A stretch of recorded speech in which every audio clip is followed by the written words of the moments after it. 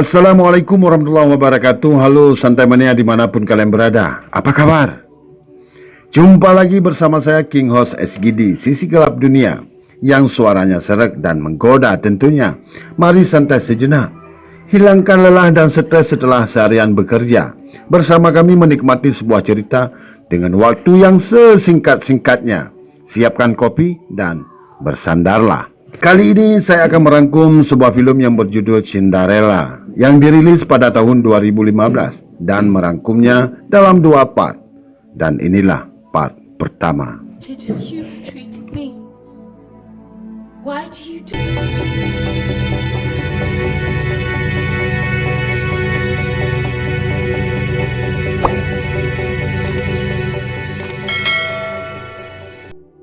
Fokus cerita diawali memperlihatkan sebuah keluarga yang sangat bahagia, penuh kasih sayang dan cinta. Tinggal di sebuah rumah warisan keluarga yang dikelilingi pepohonan nan rindang, serta padang rumput yang hijau jelas indah dipandang mata. Begitulah kehidupan mereka yang jauh dari bisingan kota. Sudah lama mereka di sana? Tentu sudah 5 generasi mereka tinggal di sana. Ini namanya Ella. Dan ini ibunya. Mereka sangat sering ditinggal pergi sang ayah. Ayah selaku pedagang lebih banyak menghabiskan waktu di luar desa. Mereka tinggal di rumah bersama dengan beberapa pembantu dan binatang kesayangan, mulai dari tikus sampai ke bebek angsa. Ella sangat penyayang dan baik hati. Dia mengasihi apapun yang ada di sekitarnya. Dialah Ella yang nanti berubah namanya menjadi Cinderella.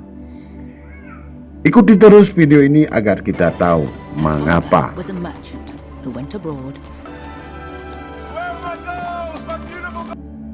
Pada suatu hari, ayah Ella kembali sesudah beberapa bulan lamanya meninggalkan mereka. Ella terlihat begitu bahagia. Begitu juga dengan sang ibu.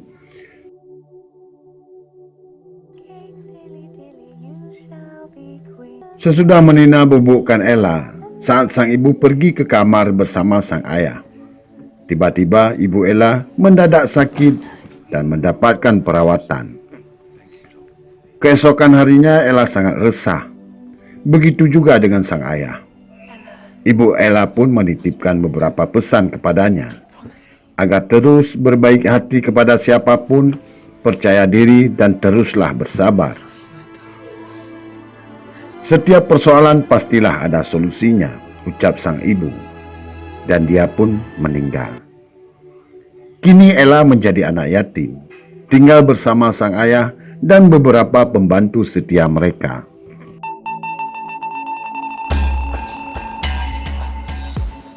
Waktu telah berlalu, duka telah menjadi kenangan, walau sesekali terbesit dalam ingatan. Kini Ella sudah beranjak dewasa. Pada suatu hari sang ayah meminta izin anak kesayangannya untuk menikah lagi dengan seorang janda beranak 2. Ella pun mengizinkannya. Dan kini dia punya 2 saudari yang akan menetap bersama mereka.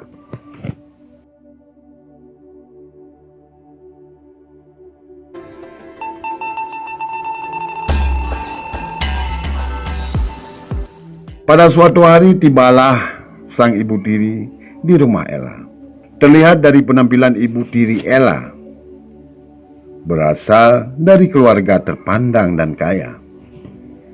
Begitu juga dengan kedua saudari perempuannya. Dalam sebuah acara yang dilakukan di rumah mereka oleh sang ibu tiri, Ella hanya melihat mereka yang sedang mabuk dan bermain judi. Ella memilih menemui sang ayah di ruang kerja.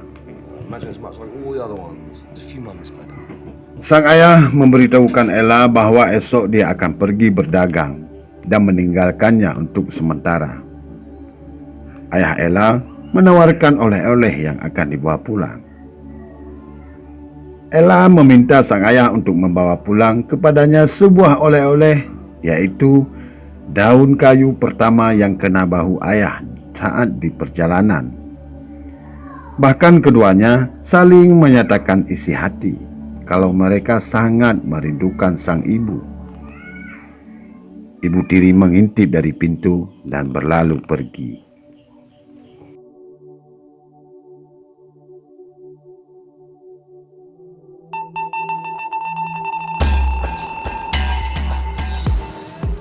Remember the lace! I think you must have...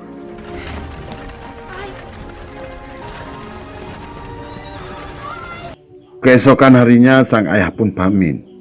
Ella sangat bersedih dengan kepergian sang ayah kali ini. Sungguh beda dengan kepergian sebelumnya. Ella menangis saat dia masuk ke dalam. Dia dipanggil oleh ibu tirinya dan menyuruh untuk memanggilnya Nyonya.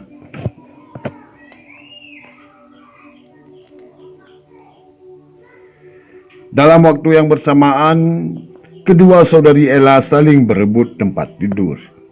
Dan Ella menawarkan kamarnya karena agak lebih besar katanya.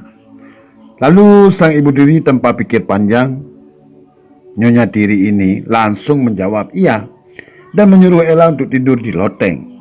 Walah, ibu tiri aing.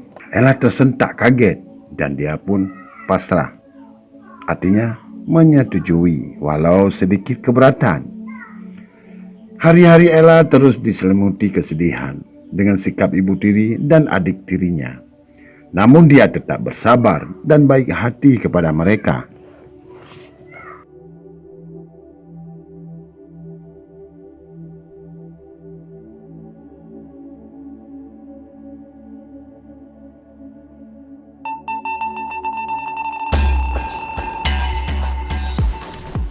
Kesedihan Ella bertambah dengan datangnya berita kematian sang ayah dengan oleh-oleh yang pernah dipesannya. Hatinya sangat sedih. Hari-hari Ella dilalui dengan air mata. Namun dia tetap berusaha untuk kuat sebagaimana harapan terakhir ibunya. Kesedihan bertambah dengan keputusan ibu tiri yang memberhentikan semua pembantu di rumah yang sudah dia anggap sebagaikan saudara. Dengan alasan tidak ada lagi uang untuk memberi gaji per bulannya. Tidak sampai di situ penderitaan yang dirasakan oleh Ella. Bahkan dengan beraninya ibu tiri yang kurang azab ini menjadikan Ella sebagai pembantu di rumahnya sendiri. Ella kini sudah dianggap babu di rumahnya. Pada malam itu, suasana sangat dingin. Namun tak ada selimut yang dapat menghangatkannya. Dia pun tidur di pinggiran bara api dan akhirnya terlelap.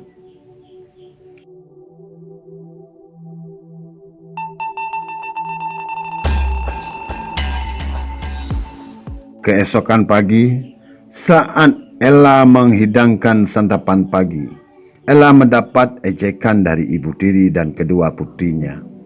Karena terlihat wajahnya berbekas arang atau abu. Bahkan mereka menyebut sebagai gadis abu kepada Ella. Sang ibu tiri memberikan nama baru kepadanya dengan sebutan Cinderella. Ella sejenak memandang cermin dengan beberapa tetesan air mata, sambil berpikir bahwa ibu tiri dan kedua kakak tirinya telah mengubahnya menjadi makhluk abu dan seorang babu di rumahnya sendiri. Untuk menghibur diri, dia pun menuju hutan. Secara kebetulan Ella berjumpa dengan seorang pangeran yang sedang mengembala. She might never have met the prince. Are you all right? I'm alright. Pangeran tersebut sedikit menyembunyikan identitasnya. Dialog dan pandangan pertama pun terjadi. Ella melarang pemuda tampan itu untuk memburu rusa-rusa, karena mereka berhak juga untuk hidup, katanya. Singkat cerita, obrolan mereka walau berlangsung tidak lama tapi sangat mengesankan. Dan hal ini dipastikan mereka jatuh cinta. Terlihat dari cara pandang dan tingkah keduanya. Tapi ini hanya bisa dipahami oleh orang-orang yang pernah jatuh cinta, titik. Dan dilarang jatuh cinta bagi kalian yang sudah punya pasangan. Bisa runyam. Thank you very much, Mr. Kid. It's Kit! Kit! Kit, I'm Kit. Mr. Kit. As I hope to see you again, miss.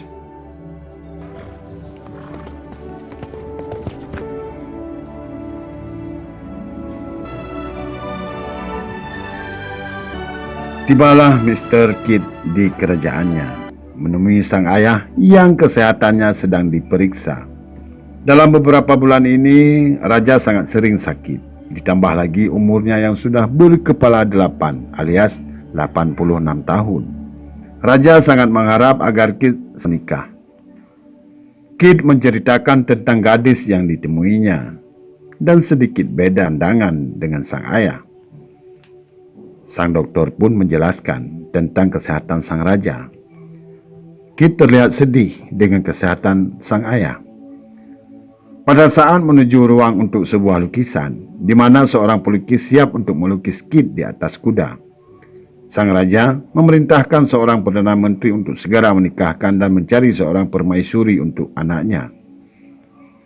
Perdana menteri berkeinginan sang pangeran memiliki seorang istri dari keturunan raja-raja atau minimal bangsawan, bukan gadis desa atau kampung, katanya.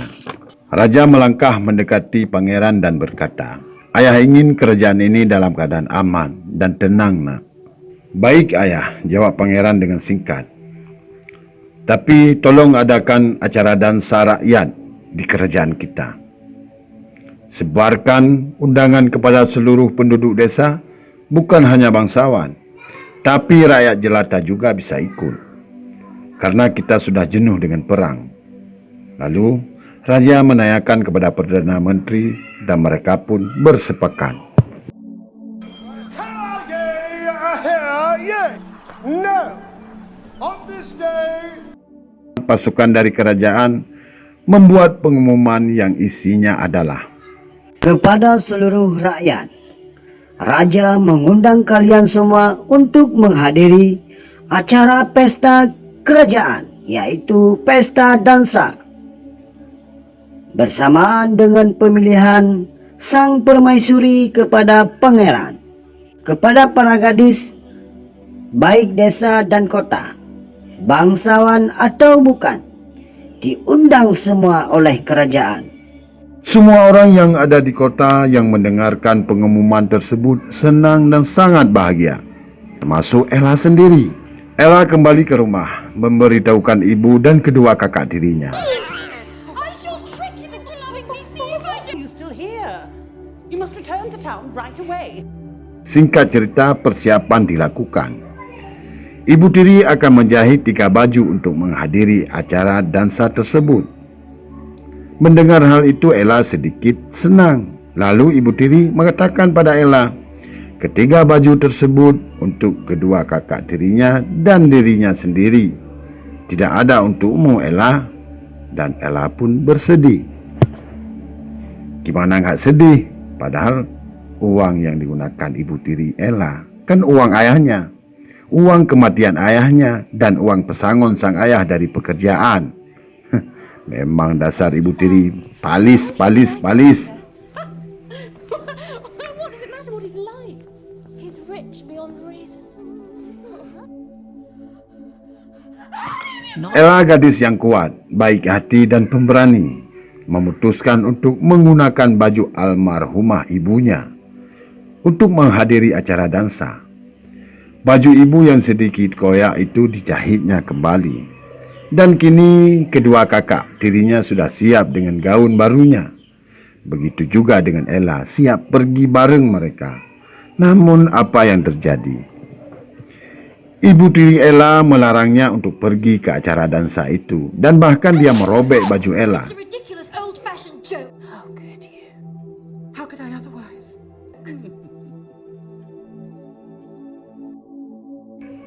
Terpancar raut wajah yang begitu amat sedih dari bola matanya. Dan mereka pun pergi. Ella hanya bisa menatap kepergian mereka ke istana di balik pintu. Ella sangat sedih dan benar-benar sedih. Kali ini kesedihannya sangat memuncak.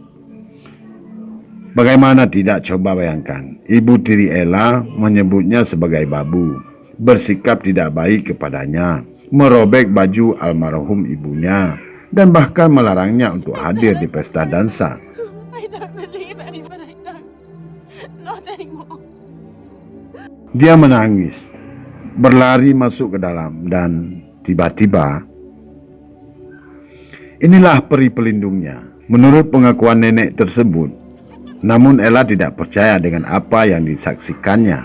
I'm your hairy dog father.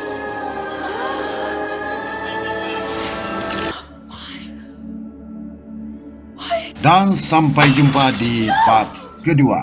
Assalamualaikum warahmatullahi wabarakatuh.